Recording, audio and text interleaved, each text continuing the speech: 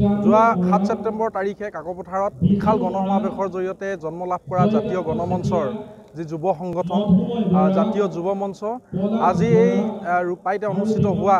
সাংগঠনিক আৰু যোগদান সভাত আজি এই জাতীয় যুৱ মঞ্চৰ আত্মপ্ৰকাশ ঘটিছে আৰু এভাজনকে সভাপতি যি দায়িত্ব ন্যস্ত কৰিছে তাৰ বাবে আমি জাতীয় গণমঞ্চৰ সকলো বিষয়বিভাগলৈ ধন্যবাদ জনাইছোঁ আৰু আমাৰ লগতে আজি এই মুহূৰ্তত জাতীয় যুৱ মঞ্চৰ প্ৰায় 400 যুৱক আজি আমি একেলগতে আমি আহি এই মঞ্চৰ সৈতে